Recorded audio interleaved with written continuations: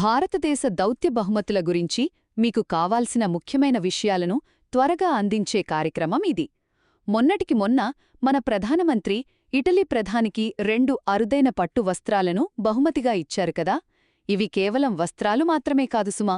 2 దేశాల సంస్కృతులను ఇవి ఎలా కలుపుతున్నాయో తెలిస్తే మీరు నిజంగా ఆశ్చర్యపోతారు. మొదటగా మనం మాట్లాడుకోవాల్సింది అస్సాం ముగా పట్టు గురించి.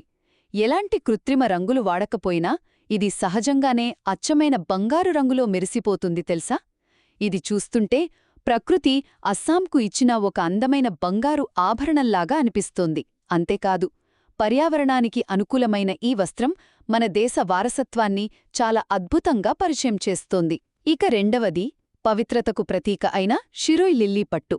ఈ పట్టును మణిపూర్లోని మంచు శిఖరాలపై మాత్రమే పూసే ఒక అరుదైన గులాబీ తెలుపు రంగు పువ్వు స్ఫూర్తితో తయారుచేశారు. ఇక్కడ మీకో ప్రశ్న రావచ్చు, ప్రపంచంలో మరెక్కడా దొరకని ఈ అడవి పువ్వు ఇటలీ ప్రధానికి ఇవ్వటానికి ఎందుకు అంత సరైన బహుమతి అని? చివరగా ఆ ప్రశ్నకు సమాధానమే ఈ సాంస్కృతిక వారధి. మణిపూర్లోని నాగా ప్రజలకు ఈ లిల్లీ పువ్వు ఎంత పవిత్రమైనదో ఇటలీ ప్రాచీన కళాచరిత్రలో కూడా ఈ పువ్వుకు అంతే ప్రాముఖ్యత ఉంది. పునరుజ్జీవనోద్యమ కళల్లో ఇది దయ, పవిత్రత మరియు కళాత్మకతకు ఒక ప్రధాన చిహ్నమన్మాట. దౌత్యముంటే కేవలం కాగితాలపై సంతకాలు పెట్టటం కాదు కదా.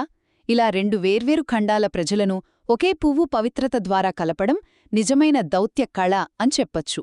ఈ పర్యావరణ అనుకూల బహుమతులు మన భారతదేశ గొప్ప వారసత్వాన్ని, ప్రకృతి అందాలను అంతర్జాతీయ వేదికపై అత్యంత కళాత్మకంగా చాటి చెప్పుతున్నాయి.